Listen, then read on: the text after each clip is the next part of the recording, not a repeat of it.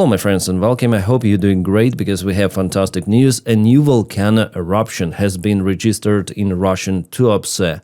Yes, it's already third strike of Ukrainian army on this oil port, which is crucial for the Russian oil export. If we speak about the number of the oil tanks which were there, it was one of the biggest ports in Russia in general. Yes, Novorossiysk port, which is not that far away from Tuapse, by the way, is also very important, and it was visited many times by Ukrainian drones. But this one was also crucial for Russia, and it is gone. I mean, physically, nothing is left. Maybe few of the tanks, all right? But this time Ukraine hit the most important part, and I would say that's the end. They will not restore it for many years, I guess, because devastations, they are crazy. And this flame, just watch this video. This is crazy. The flame is way higher than several-story buildings out there. Those are the oil tanks probably left. This building is big, and that is further away, those flames, and everything is going up like definitely a volcano. Look, this is the building on a hill, on a mountain, and it is big. And the flame goes way higher. Hundreds of meters or feet, maybe even thousands of feet into the sky.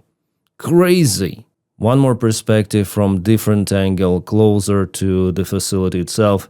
That oil tank is damaged. It's visible. Two were not damaged. Probably they were empty. And, oh my god, this is crazy. That's the end of Tuapse. That even the buildings are on fire. With the critical components, equipment, oil there spilled all across the facility. And it is burning. The oil was pouring even to the streets of Tuapse. And here we have a very short video, like 3 seconds, and you see oil and some of the building there.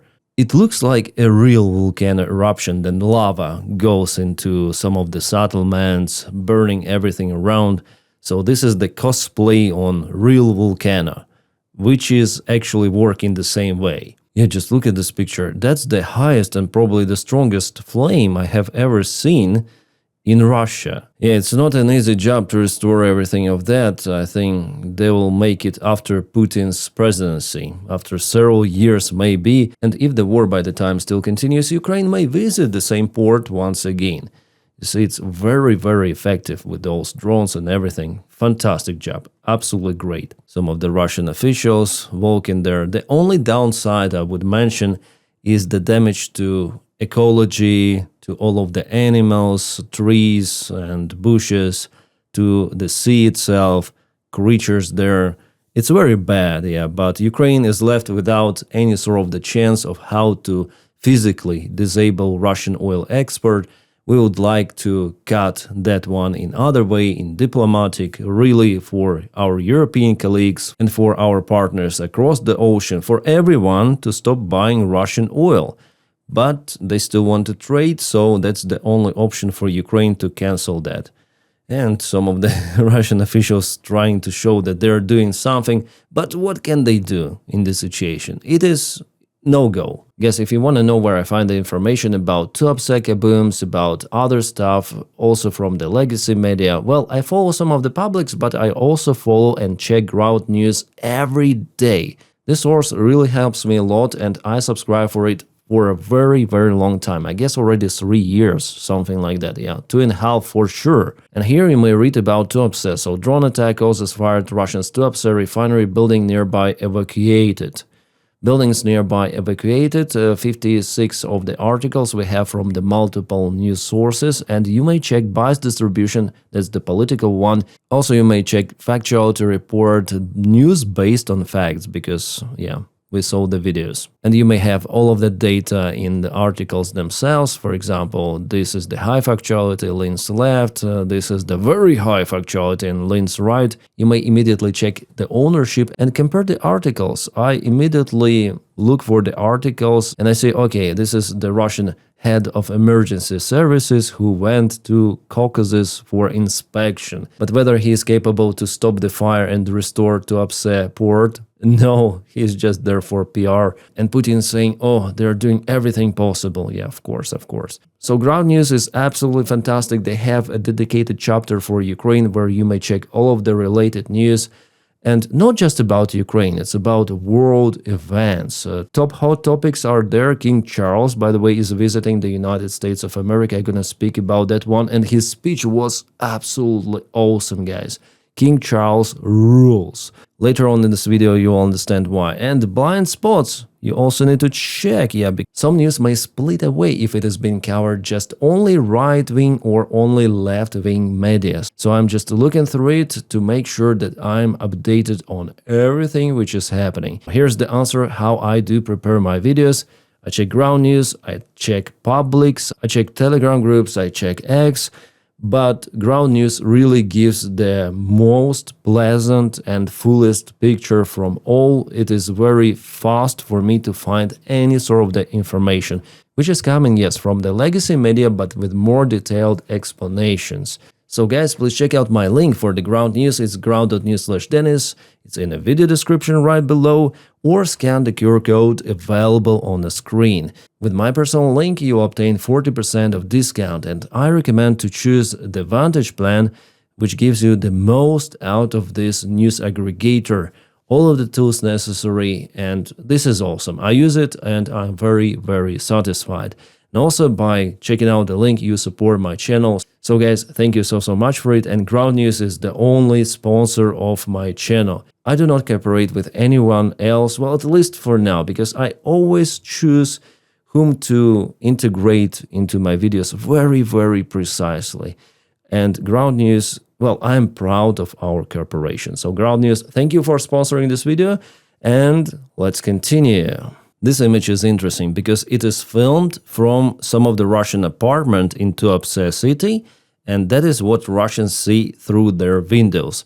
But if they switch on their TV, they would be told that everything is okay, everything is normal, everything is stable in Russia, and SMO goes according to plan. So the reality in the window contradicts with the bullshit they consume via TV channels.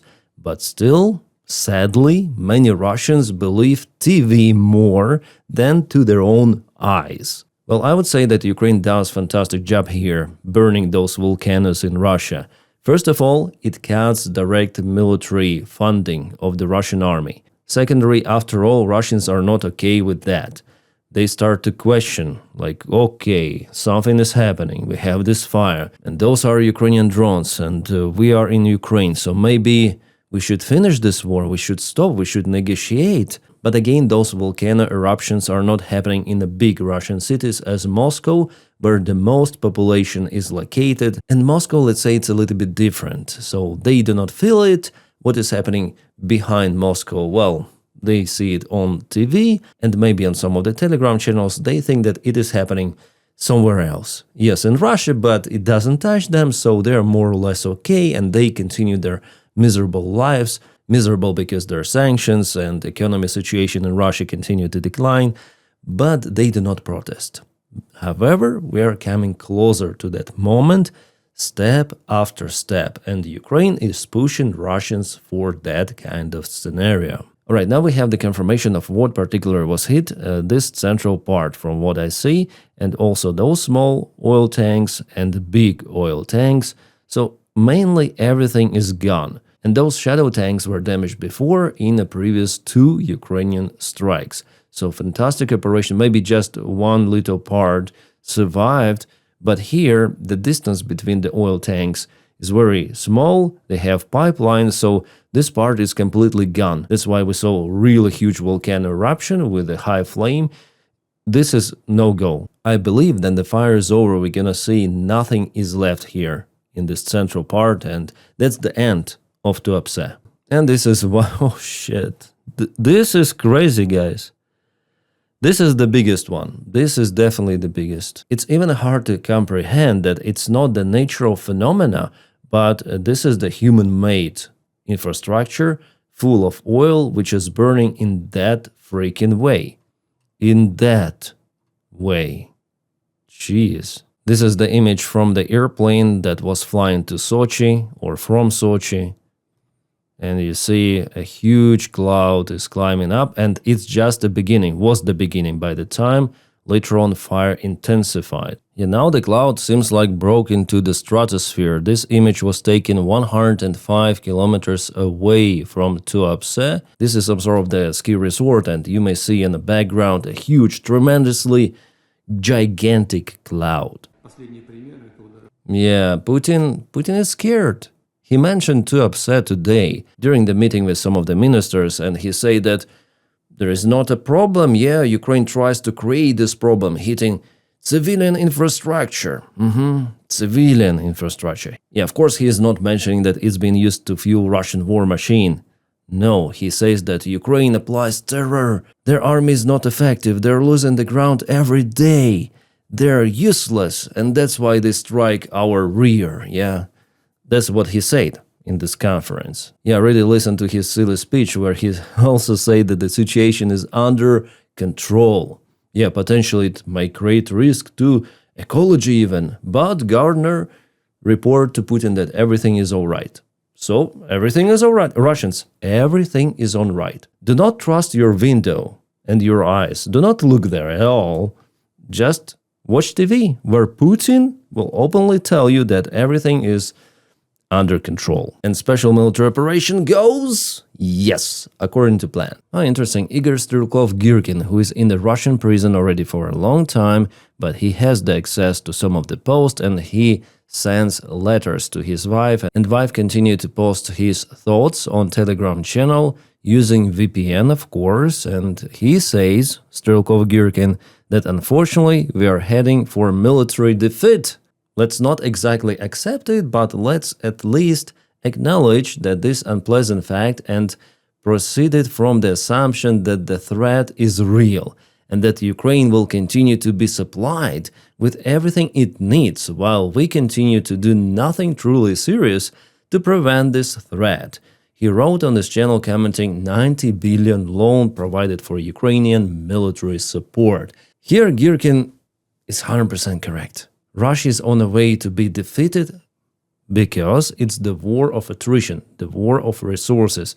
You see how Ukraine demolishes Russian resources, oil storages, military bases, even Russian strategic aviation. Now Ukraine switched to the middle strikes. Ukraine mastered drone production and the usage of the drones. Now ground unmanned vehicles are being mass-produced in Ukraine, lowering the casualty rates. And what we see in Russia? Everything is mostly the same. Yeah, they must produce Shahed drones, but Ukraine nailed them with the drone interceptors. Ukraine is really outstanding in air defense. Yes, Russians may launch their ballistic missiles, and Russia may damage Ukrainian economy, infrastructure as well, but Ukraine has neighbors, NATO countries, European countries, and no matter how powerful Russian strikes are, Ukraine may always rely on at least some level of support.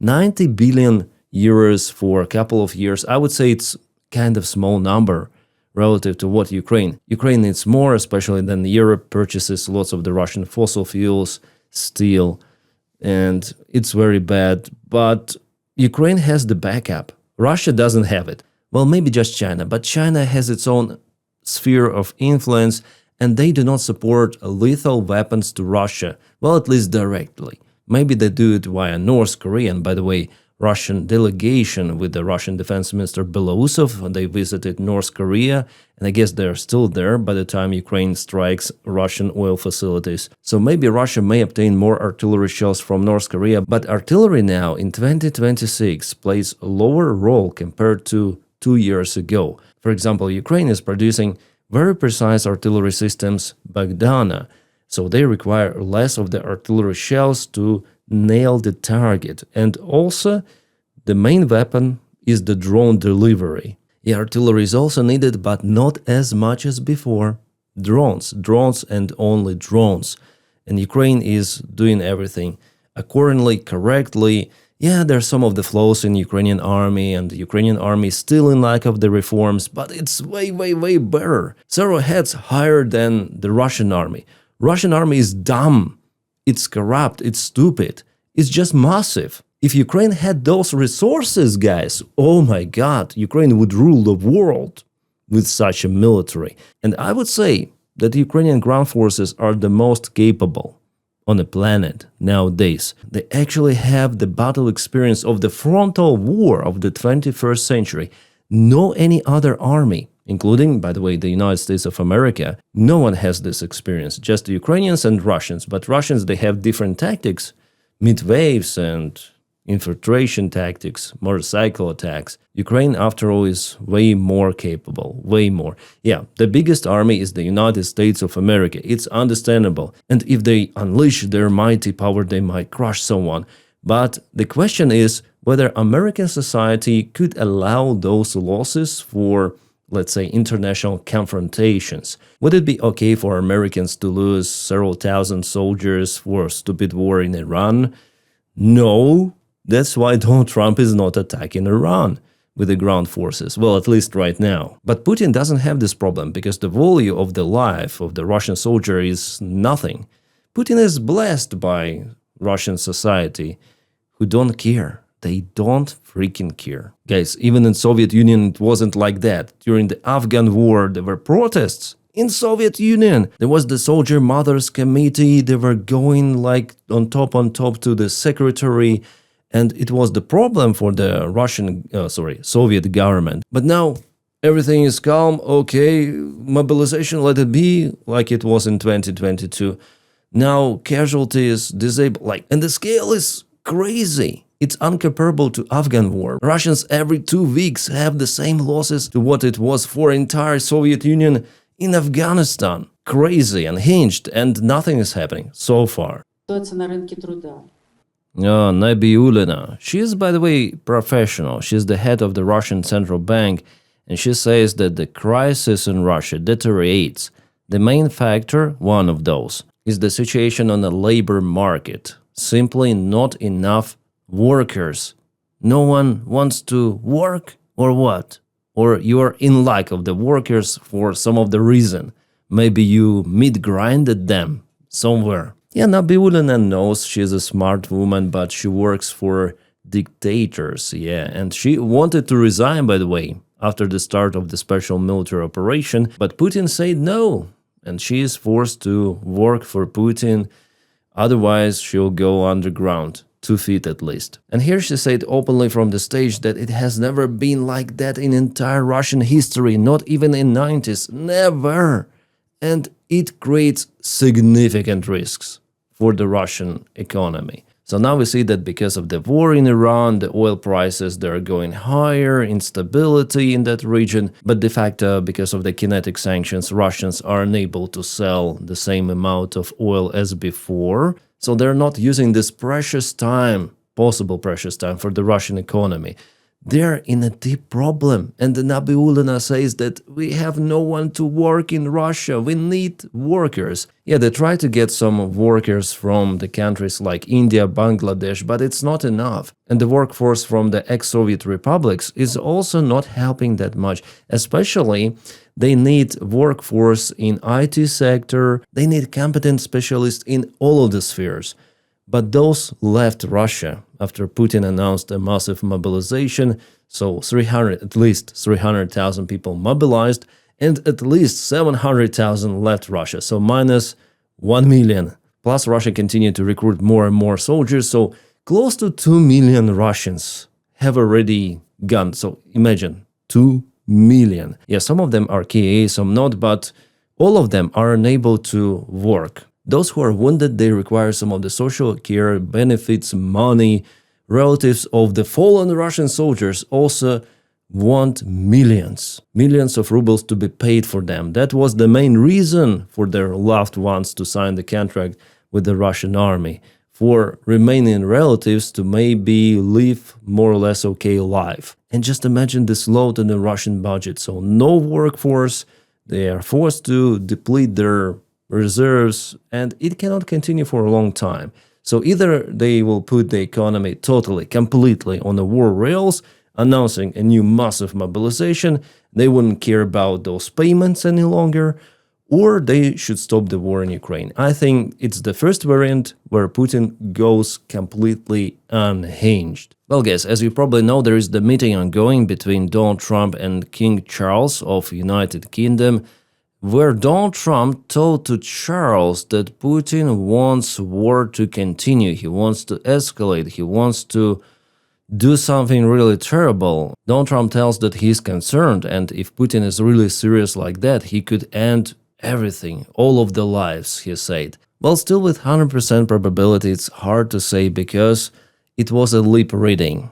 And the lip reading, well, it could not be very detailed. Nevertheless, some of the media outlets came out with those news, so Putin wants war, Trump says. If he does what he said, he will destroy the entire population. So I wish it was a hot mic, and Charles, according to this lip reading, he said multiple times to Donald Trump, not now, let's speak about it later, but Donald Trump just continued to speak about Putin out loud out there. But sadly, we didn't have the hot mic to check it out, just lip reading, and again, it could not be 100% truthful, but he was speaking about Putin. It was confirmed by those lip readers, but the details, it's very, very hard to specify. So it tells that Putin is willing to escalate or at least to continue the war as it goes. He'll try to find the money for it to continue, and he'll cut absolutely everything. Social benefits, social care,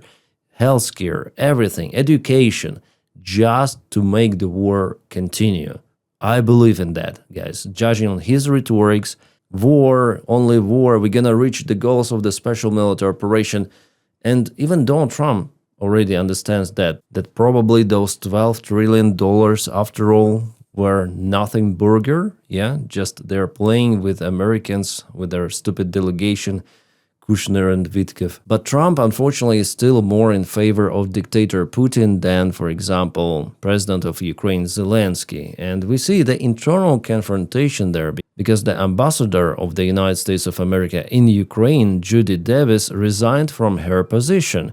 Financial Times say that there were some of the confrontations, frustration over his lack of support of Kiev. So she was more in support. She's in Kiev. Or was, I don't know, maybe she's still there today at least. And she saw what is happening. Like, what the hell? Russia is attacking Ukraine. Russia is causing so many devastations. But at the same time, Donald Trump is playing in favor of Putin, pushing Ukraine for capitulation. So I guess she definitely disagreed with that, and that led to her resignation. And that's the nice comment here from Global Defense. When diplomats keep resigning, it shows serious cracks in policy and leadership. Yep. Okay, end of the big article about the Baltic states and the probability of Russia for this major attack against NATO countries. Well, this post definitely got the coverage that definitely Russians may use the remainings of their reserves, 70,000 soldiers, which are located in Leningrad region, so not that far away from St. Petersburg, for this sort of the attack. And if Russia, for example, loses against NATO forces, well, Russia may always retreat to the Russian territory, proclaim some limited victory, like similar to what Donald Trump now says. We dismantled their navy, we dismantled their air force, it was the main goal. Yeah, and NATO will not attack Russia, even Kaliningrad, because it's the Russian sovereign territory and they are afraid of escalation and the usage of the nuclear weapons. That's the point of author, and Russia may also try to provoke NATO and even taking few of the villages near the Russian border or Belarus border will cause internal disturbances within NATO alliance. So Putin may check the NATO integrity like that, whether there could be a response or not. I'm sure that Donald Trump will not help in this case. He's anti-NATO all way long. He's blaming NATO even now. Then he started the aggression war against Iran, and now he requires some of the help from NATO. When he completely screw up with his mission, well, he will not help. Maybe some of the Javelin, something like that, but not deploying American army. It's understandable. Already, like, for me, it's very, very clear. The question goes for European allies where they're gonna respond commonly, including Spain, Portugal, all of the NATO members. they should respond. But we know those politicians, they always don't want to escalate. They always silly, especially in those European countries. And Putin knows that, but still it's like the uncertainty, yeah? So for Putin, it's, okay, I'm going to go there, they're not going to respond. Probably, but no one tried actually to attack NATO countries. Never ever. So opening this Pandora box is, I would say, risky. Yeah, Putin has the great chance actually here for success because overall those Baltic countries, they don't have large population, they don't have large armies, and the groups of, for example, German army or someone else in those countries, it's also tiny, comparable to 70,000 Russian troops. And I don't think that Russia would start some of the massive attack. No, it will be some sort of the special operation. Suwalki corridor, something else, part of Estonia, Narva region, tiny little with few thousand forces, and just to check out the reaction. And if NATO is disorganized, okay, let's send more forces, more troops, and occupy territories. I think Putin is playing this scenario. I think that it is possible even this year. And we know it not just from my Baba Vanga speeches, but also from the military intelligence services of those Baltic countries themselves, of Germans, and we see also that Europe is getting ready for something, yeah? Even the military conscription is getting compulsory in some of the European countries. Legislation has been changed. The laws about draft to the army, military production has been increased, and Europe is concerned because this wounded, bleeding animal as the Russian Federation is still freaking dangerous. It may jump, it may bite, and there should be a common, proper reaction of alliance to potential threats. And one more hint that it could happen is the Protect Russians Abroad, a new law that was introduced by the Russian State Duma just a couple of weeks ago. For what reason it was done that fast and why Russia is blocking internet, all of the access for the information? Well, not yet VPNs, but they try to provide only whitelist websites. And I believe it's gonna intensify. Well, Putin himself, he stated 2 days ago that it's gonna be more and more limited for Russians because we have to fight against some of the external threats, he said. So there was the hope within the Russian society, even some of the Russian military bloggers, they were saying, okay, it's not Putin, it's a Roskomnadzor, they're crazy, they're blocking Telegram, they're blocking everything. We need those sources for communication, for even military actions. So Putin probably doesn't know, but no, Putin came out 2 days ago and said it openly. We will block you. We'll block everything because it is a freaking threat to the national security. Internet. Russians, you don't need internet. The reaction after that statement was really hilarious. Russians were shocked. Oh, it's Putin after all. He is to blame, yeah, not Boyari, so no lower rank officials. Putin said it openly that it's him who is doing it. Oh, King Charles is in Congress and he's a man. Wow, what he said is amazing. King Charles, thank you so much, and let's listen it together, my friends, because in a Congress with Republicans, with Speaker Mike Johnson, yeah, saying that about Ukraine is fantastic. Not only King Charles called in his speech to help Ukraine to defend, but he also said that NATO helped the United States of America, and by doing it, he just put the nose of Donnie into his diaper. Yes, it's like that. Let's listen. In the immediate aftermath of 9/11, when NATO invoked Article 5 for the first time, and the United Nations Security Council was united in the face of terror, we answered the call together, as our people have done so for more than a century, shoulder to shoulder, through 2 world wars, the Cold War, Afghanistan, and moments that have defined our shared security. Today, Mr. Speaker, that same unyielding resolve is needed for the defense of Ukraine and her most courageous people. Yes, yes, yes! They're standing. And Republicans too. And Democrats are shown. They're Chuck Schumer here, Kelly, they're... And Mike Johnson stood. It is needed J.D. Vance. in order to secure a truly just and lasting peace. Charles, thank you so much. You're the man. Before I didn't like this guy, honestly. Prince Charles. Then he was Prince. Maybe something changed, then he became a king. Well, he is really pro-Ukrainian. I really like UK. I really like their people. Guys, he's amazing. Saying that in Congress. To say that, we only give. No, NATO was involved to protect America, for American interests. 9/11 happened. It is a tragedy for American people. And the Europeans, they helped. Ukraine also deployed its mission to Iraq. Yes. And now Ukraine needs the support. Please help. He's calling that. Ukraine. Oh, this is awesome, guys. King Charles is on our side. I'm very happy. And Donald Trump, after all, he has to respect the king because he's a freaking king. Yes, Donnie. You want to be a king. You want to be a dictator. But here's the real guy. And he is not even close. He is more intelligent than Donnie and all of his administration combined. Yes, guys, I'm very proud to be speaking about Ukraine, proud that I'm Ukrainian myself. That's fantastic. That is great. Really respected out there in the Congress saying those words. Guys, this is awesome. The best speech for a very, very long time in that institution. Well, guys, it's all what I wanted to say for today, and please check out the link for the Ground News. It's in the video description below, and that is how you support my channel. I recommend Ground News. It's the best news aggregator.